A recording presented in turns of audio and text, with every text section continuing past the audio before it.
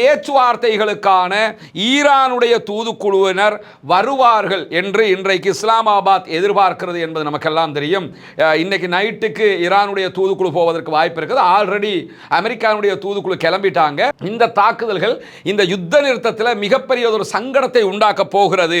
யுத்தத்தை உடனே நிறுத்தல் என்று சொல்லி சொன்னால், லெபனான் மீதான தாக்குதல்கள் நிறுத்தல் என்று சொன்னால் பேச்சுவார்த்தைகளில் நல்ல நிலை எட்டப்படாது என்று சொல்லி ஈரானுடைய அதிபர் மசூத் பெஸக்ஷியன் மிக தெளிவாக சொல்லி இருக்கிறார். புனிதமிக்க மஸ்ஜிதுல் அக்ஸாவை மூடி வைத்திருந்தார்கள். கிட்டத்தட்ட 40 நாட்கள் மஸ்ஜிதுல் அக்ஸா மூடப்பட்டிருந்த நிலையில் இன்றைக்கு மீண்டும் மஸ்ஜிதுல் அக்ஸாவை திறப்பதாக இஸ்ரேலிய ஆக்கிரமிப்பு ராணுவம் அறிவித்திருக்கக்கூடிய செய்திகள் வெளியாகி இருக்கிறது. பேச்சுவார்த்தைகளுக்கு முன்பதாகவே இந்த யுத்த நிறுத்தம் முறிந்து விடுமோ, முடிவுக்கு வந்துடுமோ என்கிற அச்சம்தான் தற்போது வாஷிங்டன்ல உருவாகி இருக்கிறது என்று சர்வதேச செய்திகள் சொல்லக்கூடியதை அல் ஜசீரா எடுத்து காட்டியிருக்கிறாங்க. அதுக்கான காரணம் என்னன்னு கேட்டா,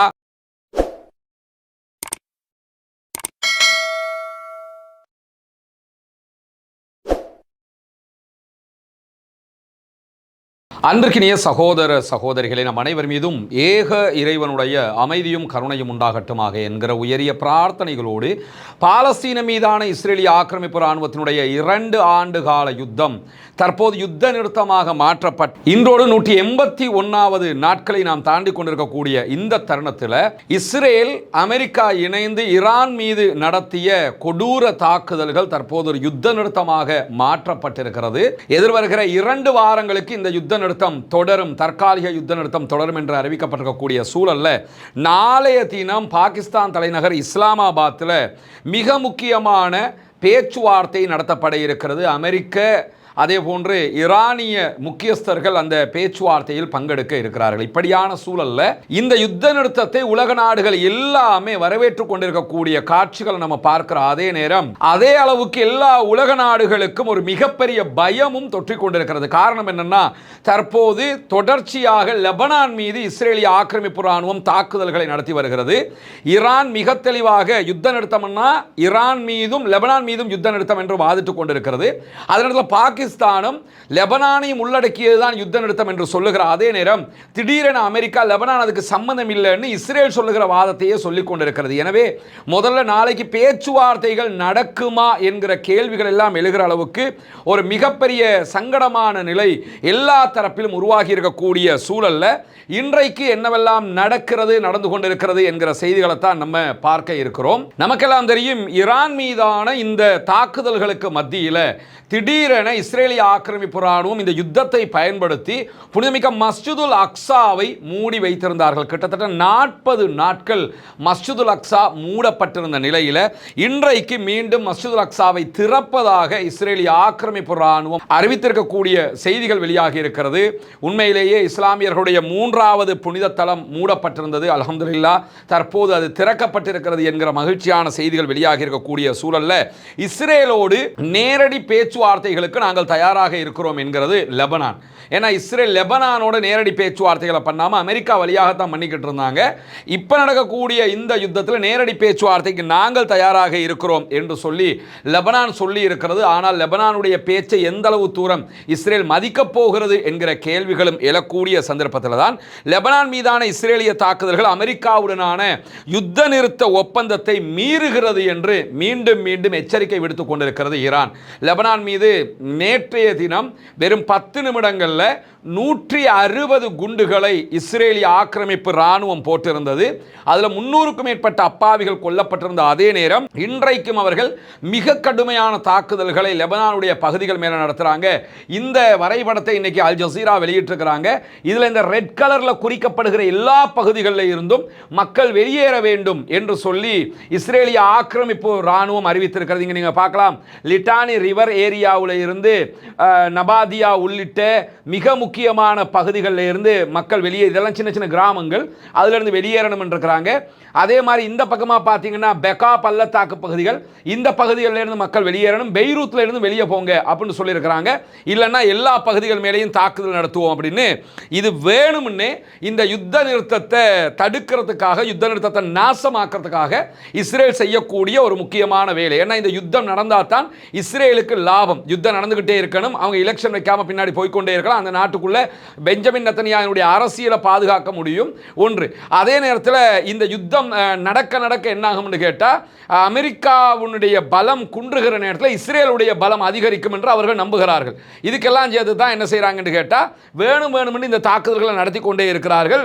இந்த தாக்குதல்கள் இந்த யுத்த நிறுத்தத்தில் மிகப்பெரிய ஒரு சங்கடத்தை உண்டாக்க போகிறது. யுத்தத்தை உடனே நிறுத்தல் என்று சொல்லி சொன்னால், லெபனான் மீதான தாக்குதல்கள் நிறுத்தல் என்று சொன்னால் பேச்சுவார்த்தைகளில் நல்ல நிலை எட்டப்படாது என்று சொல்லி ஈரானுடைய அதிபர் மசூத் பெசக்ஷியன் மிக தெளிவாக சொல்லி இருக்கிறார். அதே மாதிரி யுத்த நிறுத்தத்தினுடைய பிரிக்க முடியாத அங்கமாக லெபனான் இருக்கிறது என்று சொல்லுகிறார் ஈரானுடைய பாராளுமன்ற சபாநாயகர் முகமது ஹலீபாப்.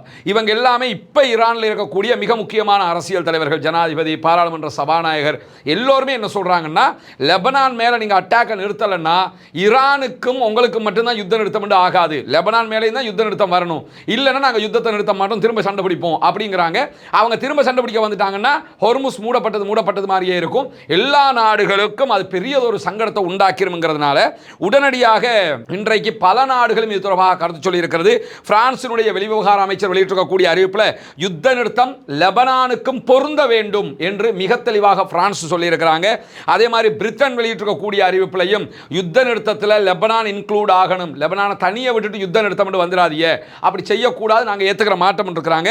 அதே மாதிரி ஆஸ்திரேலியா வெளியிட்டிருக்கக்கூடிய அறிவிப்பிலையும் யுத்த நிறுத்தம் என்பது லெபனானை உள்ளடக்கியதாகத்தான் இருக்கணும், லெபனானோட மட்டும் இஸ்ரேல் சண்டை பிடிக்கும் என்று சொல்லி தனியாக விட முடியாதுங்கிறாங்க. இது லெபனான் மேல உள்ள பாசம் கிடையாது. லெபனானோட யுத்த நிறுத்தம் இல்லை என்று சொல்லி சொன்னா ஈரான் அதை ஒப்புக்கொள்ளாது, ஹொர்முஸை மூடிடுவாங்க. ஈரான் யுத்தம் பண்ணுங்கிறது அத்தனை நாடுகளுக்கும் தெரியும். அதனால தான் அமெரிக்காவுக்கு அழுத்தம் கொடுக்கும் விதமாக லெபனானையும் நீங்க இன்க்ளூட் பண்ணணும் அப்படின்னு சொல்லி இருக்கிறாங்க. இந்த நேரத்தில் இஸ்ரேல் விடுத்திருக்கக்கூடிய அறிவிப்பில் தேவைப்படும் இடங்களில் எல்லாம் நாங்கள் தாக்குதல்களை நடத்துவோம் என்று ஒரு பேட்ட ரவுடி மாதிரி அவர்களுடைய அறிக்கையை விடுத்திருக்கிறார்கள். நாங்கள் நினைச்ச இடத்துல எல்லாம் அட்டாக் பண்ணுவோம் அப்படின்னு இருக்காங்க. அதனால தான் பச்சை புள்ளன்னு பார்க்காம கூட இந்த மாதிரியான தாக்குதல்களை நடத்தி கொண்டிருக்கக்கூடிய சூழல்ல இன்றைக்கு இஸ்ரேலிய ராணுவம் வெளியிட்டிருக்கக்கூடிய, ஆக்கிரமிப்பு ராணுவம் வெளியிட்டிருக்கக்கூடிய அறிவிப்பில் ஹிஸ்புல்லாக்களுடைய தலைவர் பொறுப்பாளராக இருக்கக்கூடிய நாயிம் காசிம் அவர்களுடைய தனிப்பட்ட செயலாளரை கொண்டிருக்கிறோம் என்று சொல்லியிருக்கிறார்கள். நாயிம் காசிம் கொல்லப்படலை, அவருடைய செக்ரட்டரியை நாங்கள் கொண்டிருக்கிறோம், அலி யூசுப் ஹர்ஷி என்பவர் தான் கொல்லப்பட்டிருக்கிறார் என்று சொல்லியிருக்கிறார்கள். ஹிஸ்புல்லாக்கள் இதுவரைக்கும் அதை உறுதிப்படுத்தவில்லை. ஆனால் காலம் சென்றாவது அவர்கள் உறுதிப்படுத்துவதற்கான வாய்ப்பு இருக்கிறது. அப்படி நடந்திருந்தால் அதே நேரத்தில் பேச்சுவார்த்தைகளுக்கான ஈரானுடைய தூதுக்குழுவினர் வருவார்கள் என்று இன்றைக்கு இஸ்லாமாபாத் எதிர்பார்க்கிறது என்பது நமக்கெல்லாம் தெரியும். இன்னைக்கு நைட்டுக்கு ஈரானுடைய தூதுக்குழு போவதற்கு வாய்ப்பு இருக்குது. ஆல்ரெடி அமெரிக்காவுடைய தூதுக்குழு கிளம்பிட்டாங்க.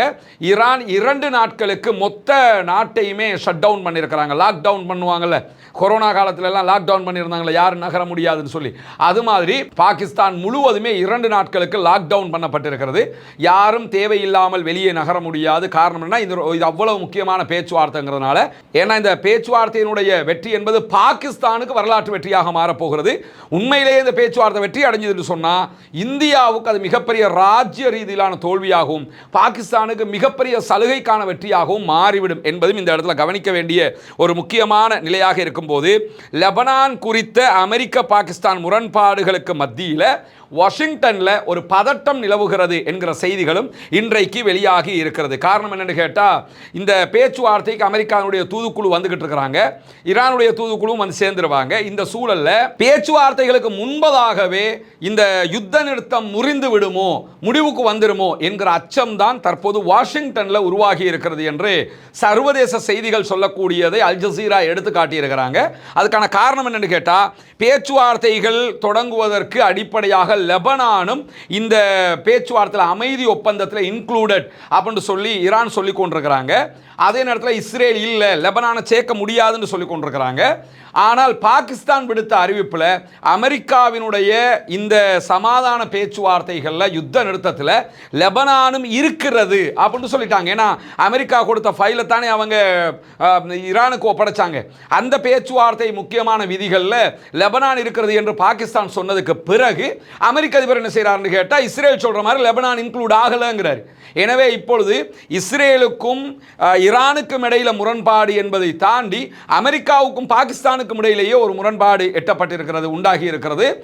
லெபனான் அதில் இருக்குதுன்னு பாகிஸ்தான் சொல்றாங்க, இல்லைன்னு சொல்லி அமெரிக்க அதிபர் சொல்லியிருக்கிறார். இந்த பயம்தான் தற்போது மிகப்பெரிய ஒரு சர்ச்சையாக வாஷிங்டன்ல உருவாகி இருக்கிறது. என்ன நடக்க போகிறது, இப்ப லெபனானை சேர்க்கிறதா இல்லையாங்கிற மாதிரியான ஒரு நிலைக்கு தள்ளப்பட்டிருக்க இருக்கக்கூடிய சூழல்ல இஸ்லாமாபாத்தில் நடைபெறக்கூடிய அமெரிக்க ஈரான் பேச்சுவார்த்தைகளில் யார் யார் பங்கெடுக்க வாய்ப்பு இருக்கிறது என்று சொல்லி இன்றைக்கு பாகிஸ்தான் ஒரு லிஸ்டையே வெளியிட்டிருக்கிறாங்க. இந்த லிஸ்ட்ல வரக்கூடியவங்க மஸ்ட் வருவாங்கன்னு அர்த்தம் இல்லை, வர வாய்ப்பு இருக்கிறது என்று சொல்லியிருக்கிறார்கள். குறிப்பாக பாகிஸ்தான் சார்பாக, பாகிஸ்தான் தான் இதை ஹாஸ்ட் பண்றாங்க, எனவே அவர்கள் சார்பாக பாகிஸ்தான் பிரதமர் ஷபாஸ் ஷரீப் கலந்து கொள்கிறார், ராணுவ தலைமை தளபதி ஆசிம் முனீர் கலந்து கொள்கிறார், துணை பிரதமர் அதே போன்ற வெளியுறவு அமைச்சராக செயல்படக்கூடிய இஷாக் தார் அவர்கள் கலந்து கொள்கிறார்கள், தேசிய பாதுகாப்பு ஆலோசகர் ஆசிம் மலிக் இவர்தான் பாகிஸ்தானுடைய உளவு பிரிவினுடைய ISI-னுடைய தலைவராக செயல்படுகிறார், இவரும் அந்த பேச்சுவார்த்தைகளில் பங்கெடுக்கிறார்.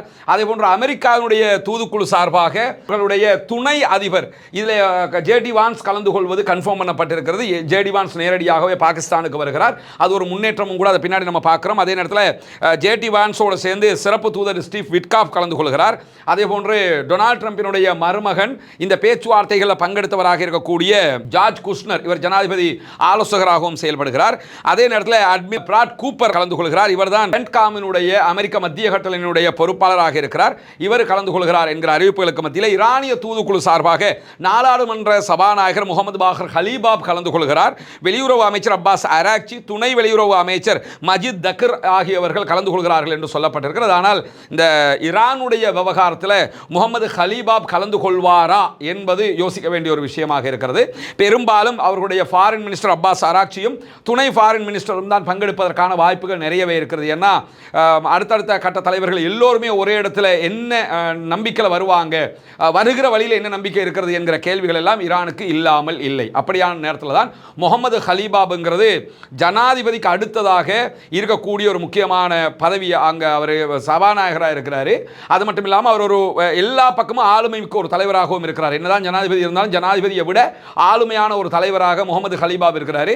அதனாலேயும் அவர் வருவது எந்த அளவு சாத்தியம் என்கிற கேள்விகளும் இருக்கிறது. இப்படியான ஒரு சூழல் நிலவக்கூடிய நேரத்தில் அமெரிக்காவுடைய குழுவுக்கு தலைமை தாங்கி வரக்கூடிய JD வான்ஸ் அவர்களுடைய துணை ஜனாதிபதி வருகிறார். இது இந்த பேச்சுவார்த்தை நடத்தப்பட்டால் ஒரு சாதகமான விளைவை உண்டாக்கும் என்கிற நம்பிக்கை பலருக்கும் உண்டாக்கியிருக்கு. ஏன்னா JD வான்ஸ் வந்து டொனால்ட் ட்ரம்ப் மாதிரி உளறுகிற ஒரு ஆள் கிடையாது, எந்த நேரத்தில் எதை பேசணும்னு தெரியாமல் பேசுகிற ஒரு ஆளும் கிடையாது, ரொம்ப ஓரளவுக்கு புத்திசாலித்தனமாக நடக்கக்கூடிய ஒருவர் மட்டுமல்லாமல் இந்த யுத்தத்துக்கு எதிரானவர். அவர் வெளிப்படையாக அரசாங்கம்ங்கிற வகையில் அவர் ஆதரிக்கிறார், தவிர பொதுவாகவே ஈரான் மீதான தாக்குதலை அவர் விரும்பலங்கிறது உலக நாடுகள் எல்லாமே புரிந்து கொண்ட ஒரு விஷயம். அதை தாண்டி இவர் ஒரு நேரடியான பொலிட்டீஷியன். ஏன்னா இதுக்கு முன்னாடி பேச்சுவார்த்தையில் கலந்து கொள்கிற ஸ்டீவ் விட்காஃப், அதே போன்று ஜார்ஜ் குஷ்னர், இவங்க எல்லாருமே அமெரிக்காவுடைய சிறப்பு தூதுவர்களாக வருவாங்க. இவங்க பொலிட்டீஷியன் கிடையாது. பொலிட்டீஷியன் அல்லாதவங்க பேச்சுவார்த்தை நடத்துறதுக்கும் பொலிட்டீஷியன் பேச்சுவார்த்தை நடத்துறதுக்கும் வித்தியாசம் இருக்கிறது. பொலிட்டீஷியனை பொறுத்தவரையில் பொலிட்டிக்கலி அவங்களுக்கு எப்படி இதை அணுகணுங்கிறது தெரியும், எங்கே விட்டு கொடுக்கணும், எந்த இடத்துல அரசியல் ரீதியாக சமாதானமாக போகணும், எந்த மாதிரியான வேலைகளை செய்யணுங்கிறது, சாத்தியமாகாதவற்றை கொஞ்சம் சாத்தியப்படுத்திக் கொள்ளுகிற வேலைகள் அரசியல்வாதிகளுக்கு தெரியும், ஒரு கைவந்த கலையாக இருக்கும் என்கிற விதமாக JD வான்ஸ் இதிலே பங்கெடுப்பது நல்லது என்று பல நாடுகளும் பேசக்கூடிய நிலையில் தான் தற்போது JD வான்ஸ் தலைமையில் இந்த குழு வந்து கொண்டிருக்கிறது. யுத்த நிறுத்தம் இருந்த போதிலும் ஹொர்முஸ் பகுதிகளில் இன்னும் கப்பல் போக்குவரத்து சரியாக வரவில்லை என்கிற செய்திகளும் இன்றைக்கு மேலதிகமாக வெளியாகி இருப்பதை நாங்கள் பார்க்க முடியும். ராய்ட்டர் செய்தி நிறுவனம் வெளியிட்டிருக்கக்கூடிய கப்பல் கண்காணிப்பு தளங்களுடைய செய்தி பிரகாரம் கடந்த 24 மணி நேரத்துக்குள்ள 5 சரக்கு கப்பல்களும் ஒரே ஒரு எண்ணெய் கப்பலும் தான் இந்த பகுதியை கடந்து சென்றிருக்கின்றன. இவர்களும் ஈரான் இடத்துல அனுமதியை கேட்டு தான் போயிருக்கிறாங்க என்கிற செய்திகள் வெளியாகி இருக்கிறது. மேலதிகமாக என்ன, இந்த பேச்சுவார்த்தையில் நிறைய பேருக்கு டவுட் இருக்குது, இது நடக்குமா இல்லையா, நாளைக்கு தான் முடிவு வருங்கிறதுனால ரொம்ப கவனமாக இருக்கிறாங்க. எந்த நேரத்திலும் ஈரான் எதையும் செய்யக்கூடும் என்கிற நிலையில தான் ஹொர்முஸ் ஜலசந்தியில் ஒரு டோல்கேட்டை போட்டு பணம் வசூலிக்கிற ஒரு முறையை கையில் எடுப்பதற்கு தயாராகி கொண்டிருக்கிறது ஈரான். ஆல்ரெடி அவங்க அதை செஞ்சுக்கிட்டு தான் இருக்கிறாங்க. எனவே அதை செய்யக்கூடாது என்று சொல்லி இன்றைக்கு ஐரோப்பிய ஒன்றியம் தங்களுடைய கருத்தை சொல்லி இருக்கிறார்கள். ஹொர்முஸ் ஜலசந்திங்கிறது உங்களுக்கு மட்டும் சொந்தமானது இல்லை, அது ஒரு சர்வதேச கடல் பரப்பு, எனவே அதில் நீங்கள் எப்படி பணம் வசூலிப்பீங்க, அது எல்லா நாடுக்கும் பெரிய சிக்கலாக போயிடும், அதை நீங்கள் செய்யக்கூடாது என்று சொல்லியிருக்கிறார்கள். ஆனால் நாங்கள் பணம் வசூலிப்போம், அது எங்கள் உரிமை என்று சொல்லி ஈரான் சொல்லியிருக்கிறது. நாளைய பேச்சுவார்த்தையில் தான் அது தொடர்பான மேலதிக செய்திகளை நம்ம புரிந்து கொள்ள முடிகிற அதே நேரத்தில் இன்றைக்கு IRGC ஒரு முக்கியமான வரைபடத்தை வெளியிட்டிருக்கிறார்கள். அது என்ன வரைபடம் என்று சொன்னால், ஹொர்முஸ் ஜலசந்தியை கடக்கக்கூடிய கப்பல்கள் எந்தெந்த பகுதியால் நீங்கள் போகணும்ங்கிற வரைபடம் தான் முழுவதுமாக வெளியிட்டிருக்கிறாங்க. இந்த வரைபடத்தின்படி ஏன் அவங்க அப்படி சொல்லியிருக்கிறாங்கன்னு சொல்லி சொன்னால், இந்த வரைபடத்தை கவனிக்காமல் நீங்கள் போயிட்டீங்கன்னு சொன்னால் நாங்கள் கண்ணி வெடி வச்சிருக்கிறோம், அங்கெல்லாம் கப்பல்கள் மாட்டி அழிஞ்சு போயிடுவீங்க. எனவே ஹொர்முஸை கடக்கிற எல்லா கப்பல்களும் எங்கள் கூட பேசிட்டு தான் நீங்கள் போகணும். போகாமல் நீங்கள் இஷ்டத்துக்கு போய் ஏதாவது வெடிச்சிட்டுன்னு சொன்னால் அது எங்களுக்கு குறை சொல்லிடக்கூடாதுன்னு சொல்லி என்ன பண்ணியிருக்காங்கன்னு கேட்டால் இந்த வரைபடத்தை வெளியிட்டிருக்கிறார்கள். இந்த வரைபடத்தை வெளியிட்டது மட்டுமல்லாமல் இன்னைக்கு ஹொர்முஸ் ஜலசந்தியினுடைய தெற்கில் இருக்கக்கூடிய ஓமானுக்கு அருகாமையில் போய்கிட்டு இருந்த ஒரு எண்ணெய் கப்பலுக்கு ஐஆர்ஜிசி ஒரு அறிவித்தலை கொடுத்திருக்கிறார்கள். அது ஈரானுடைய கடற்கரைக்கு அருகில் வடக்கு நோக்கி வந்து போங்க அப்படின்னு சொல்லியிருக்கிறாங்க. நீங்க போற வழி ரூடு பிழையானது, ஈரான் கடற்கரைக்கு அருகில் கிட்ட வந்து நீங்க திரும்பிக்கிட்டு போகணும், இல்லைன்னு சொன்னா நீங்க போகிற வழியிலேயே வெடிச்சு செதறிடும், கவனமா இருங்கன்னு சொல்லி. ஏன்னா இது முழுவதுமாக கண்ணி வெடியை பதிச்சு வச்சிருக்காங்க, என்னெல்லாம் பண்ணி வச்சிருக்கிறாங்க. இனி அமெரிக்க அதிபரை ஆட்டம் காணுவாரா இல்லையா? அதனால தான் ஆட்டம் கண்டு இந்த நிலைமைக்கு வந்திருக்கிறாங்க. இந்த நேரத்தில் தான் நாளைய தினம் அமெரிக்க ஈரான் பேச்சுவார்த்தை நடக்க இருக்கக்கூடிய சூழல்ல ரமதானுடைய மாதத்தில் நம்ம உங்களிடத்தில் மீண்டும் மீண்டும் வேண்டிக் கொண்டு வந்ததுதான் உங்களுடைய ஜகாத் மற்றும் சதகா நிதிகளை இலங்கையினுடைய கிழக்கு பகுதிகள் பொத்துவில்ல செய்து வரக்கூடிய இஸ்லாத்தை ஏற்றுக்கொண்ட சகோதர சகோதரிகளுக்கான வீடு கட்டும் கட்டுமான பணிகளுக்கு தந்து உதவுங்கள் என்று சொல்லி. ஏன்னா ஜகாத்தை பெறக்கூடிய தகுதி படைத்த 8 கூட்டத்தாரில் இந்த இஸ்லாத்தை ஏற்றுக்கொண்ட சகோதரர்களும் அடங்குகிறார்கள். அவர்கள் ஏழைகள் என்கிற காரணத்தினால அவர்கள் மிஸ்கீன்கள், அதே போன்று ஃபக்கீர்கள் பட்டியலையும் வருவாங்க. மொத்தத்தில் ஜகாத் பெறக்கூடிய 8 கூட்டத்தில் 3 கூட்டத்தினுடைய நன்மைகள் அவர்களுக்கு கொடுக்கக்கூடிய உதவிகளால் நமக்கு கிடைத்துவிடும் என்கிற செய்திகளை உங்களுக்கு நம்ம தொடர்ந்து சொல்லிக் கொண்டு வந்தோம். அங்குள்ள காட்சிகளையும் நம்ம காட்டியிருந்தோம். ஏற்கனவே 5 வீடுகளை நம்ம கட்டி கையளிச்சிருக்கிறோம். அந்த காட்சிகள் எல்லாம் தொடர்ந்து நீங்கள் பார்த்து வருகிறீர்கள். அதை தாண்டி இன்னும் 9 வீடுகள் கட்ட வேண்டிய தேவை இருக்கிறது. மொத்தம் 14 வீடுகள் என்கிற தகவல்களை உங்களுக்கு நம்ம சொல்லி வந்தோம். கான உதவிகளை நீங்கள் தொடர்ந்து வழங்கி வருகிறீர்கள். உங்களுடைய ஜக்காத்து தான தர்மங்களை தந்து வருகிறீர்கள். அந்த அடிப்படையில் தற்போது நம்ம 6வது வீட்டை கட்டுகிற பணியை ஆரம்பித்திருக்கிறோம். அதனுடைய காட்சிகளை தான் நீங்கள் முன்னாடி பார்க்குறீங்க. நீங்கள் தரக்கூடிய உதவிகளை கொண்டுதான் மக்களுக்கு தேவையான ஏழை எளிய மக்களுக்கு உரிய எல்லா காரியங்களையும் நம்ம பண்ணி வர்றோம். தித்வா புயலுக்கான பணிகளாக இருந்தாலும் சரி, அதற்கு பிறகு வாட்டர் டேங்கை நம்ம ஓப்பன் பண்ணி கொடுத்ததாக இருந்தாலும் சரி, மற்ற எல்லா பணிகளும் நீங்கள் தரக்கூடிய ஜக்காத்து தான தர்மங்களை கொண்டு ஏழைகளுக்கு முறையாக செய்யப்பட்டு வருகிறது என்பது உங்களுக்கு தெரியும். அந்த அடிப்படையில் தான் தற்போது அல்ஹம்துலில்லாஹ் 6வது வீடை கட்டுகிற பணியை நம்ம ஆரம்பிச்சிருக்கிறோம். இந்த பணி தொடர்ந்து நடைபெற்று 14 வீடுகளும் மீதி இருக்கக்கூடிய 9 வீடுகளும் கட்டி முடிக்கப்பட வேண்டும் என்பதுதான் என்னுடைய பிரார்த்தனையும் நிச்சயமாக உங்களுடைய பிரார்த்தனையாகவும் இருக்கும். எனவே இந்த பணியை சிறப்பாக முடிப்பதற்காக தொடர்ந்தும் உங்களுடைய உதவிகளை வாரி வழங்குங்கள் என்கிற கோரிக்கையை இந்த இடத்திலே முன்வைத்துக் கொள்கிறேன். இன்றைக்கு சவுதி அரேபியாவினுடைய ஃபாரின் மினிஸ்டர், வெளிவிவகார அமைச்சர் இளவரசர் ஃபைசல் இப்னு ஃபர்ஹான் அல் சவுத் அவர்கள் ஈரானுடைய ஃபாரின் மினிஸ்டர் அப்பாஸ் அராக்சியோடு நிலைமைகள் தொடர்பாக பேச்சுவார்த்தை நடத்தி இருக்கிறார் என்கிற செய்திகள் வெளியாகி இருக்கிறது. அடுத்த கட்டமாக என்ன செய்ய போறீங்க, நாங்கள் என்ன பண்ணிக்கிட்டு இருக்கிறோம், இந்த மாதிரி விஷயங்களை நாங்கள் பகிர்ந்துக்கிட்டோம், நாளை தினம் பேச்சுவார்த்தை இருக்கிறதுனால இதையெல்லாம் நாங்கள் பேசிக்கிட்டோம் என்று சொல்லி இன்றைக்கு சவுதி அரேபியா விடுத்திருக்கக்கூடிய அறிவிப்பையும் பார்க்க முடியும், ஈரான் விடுத்திருக்கக்கூடிய அறிவிப்பையும் பார்க்க முடியும். எனவே இரு நாடுகளும் ராஜதந்திர ரீதியாக ஒரு பேச்சுவார்த்தையை இந்த யுத்தத்துக்கு பிறகு, இந்த யுத்தம் உச்சத்தில் இருந்ததுனால கடந்த சில நாட்களுக்கு பிறகு முதல் தடவையாக இருதரப்புமே பேச்சுவார்த்தை நடத்தி இருக்கிறார்கள். அது ஒரு நல்ல சுமூகமான முன்னேற்றமும் கூட. ஏன்னா சவுதி மேல அவங்க தாக்குதல் நடத்தல, குவைத் மேல தாக்குதல் நடத்தல, எந்த நாட்டையும் இலக்கு வச்சு நடத்தல, அங்கிருந்து அமெரிக்காவுடைய பேசுகளை இலக்கு வச்சு தான் தாக்குதல் நடத்தி இருக்கிறாங்க. அந்த அடிப்படையில் அந்த நாடுகள் இவர்களோடு கோபப்படுவதற்கும் எந்த நியாயமும் கிடையாது என்பதையும் எல்லோருமே புரிந்து கொண்டிருக்கிறார்கள். அவர்கள் இருதரப்புமே பேச்சுவார்த்தை நடத்தி இருக்கக்கூடிய சூழலில் தான் நாளைய தினம் மிக முக்கியமான பேச்சுவார்த்தை நடைபெற இருக்கிறது. பொறுத்திருந்து பார்ப்போம் என்னவெல்லாம் நடக்கிறது என்பதை. நாளைக்கு நடக்க இருக்கக்கூடிய இஸ்லாமாபாத் பேச்சுவார்த்தைகளை உடனுக்குடன் உங்களுக்கு நம்ம அப்டேட் பண்ணுவதற்கு தயாராக இருக்கிறோம். என்னவெல்லாம் அங்கு நடக்கிறது, அடுத்தடுத்து என்னவெல்லாம் நடக்கலாம். நாளைய பேச்சுவார்த்தை அமைதிக்கான மிக சுமூகமான சிறந்த பேச்சுவார்த்தையாக மாற வேண்டும் என்று அல்லாஹ்விடத்தில் பிரார்த்தனை செய்யுங்கள். யுத்தங்கள் ஓய வேண்டும், சண்டைகள் நிறுத்தப்பட வேண்டும், ஆக்கிரமிப்புகள் நிறுத்தப்பட வேண்டும் என்கிற பிரார்த்தனை அல்லாஹ்விடத்திலே முன்வையுங்கள். நாளைய தினம் அமைதி திரும்பும் விதமாக 2 தரப்பாரும் விட்டுக் கொடுப்புகளை செய்து இந்த யுத்தத்தை முடிவுக்கு கொண்டு வர வேண்டும் என்பதுதான் அனைவருடைய எதிர்பார்ப்பாகவும் இருக்கிறது. ஜனநாயக ரீதியாக தொடர்ந்தும் ஆக்கிரமிப்பாளர்களுக்கு எதிராக குரல் எழுப்புவோமாக. அல்ஹம்துலில்லாஹி ரப்பில் ஆலமீன்.